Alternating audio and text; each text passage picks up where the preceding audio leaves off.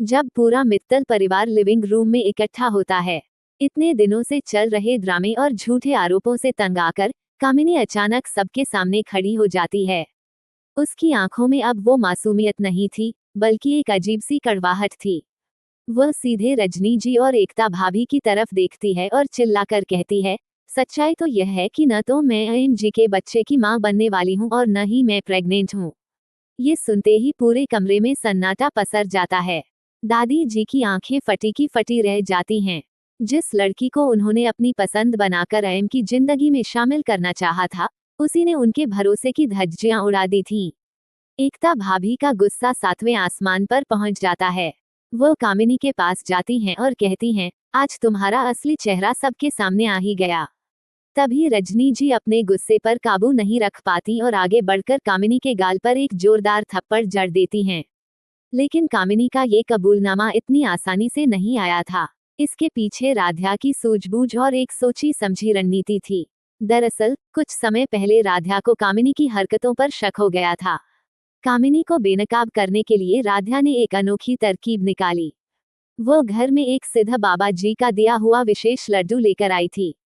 बाबा जी ने साफ शब्दों में चेतावनी दी थी कि अगर घर में कोई सचमुच की प्रेग्नेंट स्त्री है, तो इस लड्डू को खाने से उसके बच्चे पर भारी संकट आ सकता है और घर में कुछ बहुत अशुभ हो सकता है। राध्या इसी बात का फायदा उठाती है। वो गुस्से में कामिनी के पास जाती है और जबरदस्ती वह लड्डू उसके मुंह में ठूंसने लगती है। कामिनी डर के मारे पीछे हटने की कोशिश करती है, लेकिन राध्या उसे छोड़ती नहीं है। आखिरकार अपने राज के खुलने और अनहोनी के डर से कामिनी घबरा जाती है। वो पूरी ताकत से राध्या को धक्का देकर फर्श पर गिरा देती है और अपने मुंह से लड्डू निकालकर फेंक देती है। गुस्से और डर में हौंफते हुए वह सबके सामने चिल्ला उठती है, जब मेरे पेट में कोई बच्चा है ही नहीं, तो अशुभ कैसे हो सकता है? मैं प्रेग्नेंट नहीं हूँ। इस तरह राध्या का ये लड्डू टेस्ट कामिनी के झूठ का अंत कर देता है। थप्पड़ खाने के बाद जब रजनी जी कामिनी को झकझोरती हैं और पूछती हैं कि उसने उनके बेटे पर इतना घटिया इल्जाम लगाने की हिम्मत कैसे की और इस साजिश में उसके साथ कौन मिला हुआ है, तब कामिनी एक ऐसा खुलासा करती है जो पूरे परिवार को हिलाकर रख देता है। कामिनी रोते और चिल्लाते हुए दादी जी की तरफ उंगली उठाती है और कहती है, आंटी, मुझे ये सब नाटक करने के लिए और अयम जी से शादी का सपना देखने के लिए आपकी इस घर की सदस्य यानी दादी जी ने ही बोला था। ये सुनते ही मानो पूरे घर पर बिजली गिर जाती है। ओमकार जी और अयम अपनी ही माँ की तरफ देखते हैं, उनकी आंखों में गहरा सन्नाटा और निराशा थी। एकता भाभी रोती हुई दादी जी के पास जाती हैं और हाथ जोड़कर बेहद भावुक आवाज में कहती हैं, दादी जी, आपने मुझे अयम जी से दूर करने के लिए इस लड़की का साथ दिया। आज आपको दादी जी कहते हुए भी मुझे शर्म आ रही है। ओमकार जी भी भारी मन से अपनी माँ से सवाल करते हैं, माँ, आपने ऐसा क्यों किया? लेकिन दादी जी के पास शर्म और पछतावे के अलावा कोई जवाब नहीं था। कहानी में एक और मोड़ तब आता है जब घर के बाहर एक अनजान गाड़ी आकर रुकती है और उसमें से दो लोग आते हैं। वे मित्तल परिवार को बताते हैं कि कामिनी एक शातिर धोखेबाज है, जो पहले भी कई अमीर परिवारों को अपनी झूठी प्रेगनेंसी के जाल में फंसाकर पैसे ऐंठ चुकी है और उसके खिलाफ पुलिस में मामले दर्ज हैं। ये सुनकर दादी जी को अपनी भयानक भूल का एहसास होता है कि उन्होंने अपने ही परिवार को कितनी बड़ी मुसीबत में डाल दिया था। खुद को पूरी तरह घिरा देखकर कामिनी अचानक मौका पाकर घर से भागने लगती है। राध्या उसे भागते हुए देख लेती है और शोर मचाती है। अहीम और ओमकार जी तुरंत उसके पीछे भागते हैं।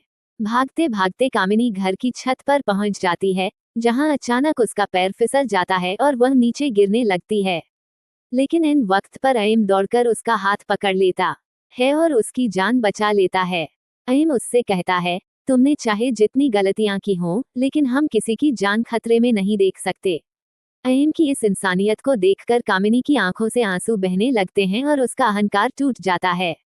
नीचे आने के बाद कामिनी हाथ जोड़कर अपने सारे गुनाह कबूल कर लेती है और कहती है कि वह लालच में अंधी हो गई थी। वहीं दूसरी ओर दादी जी का सिर भी शर्म से झुक जाता है।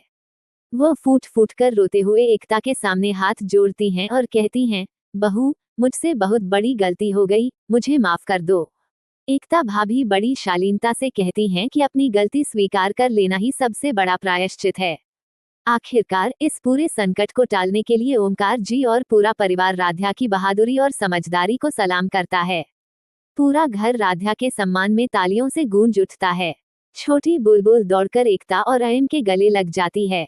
अयम और एकता के टूटे हुए रिश्ते को राध्या ने न सिर्फ बचा लिया था, बल्कि मित्तल परिवार को हमेशा के लिए एक कर दिया था।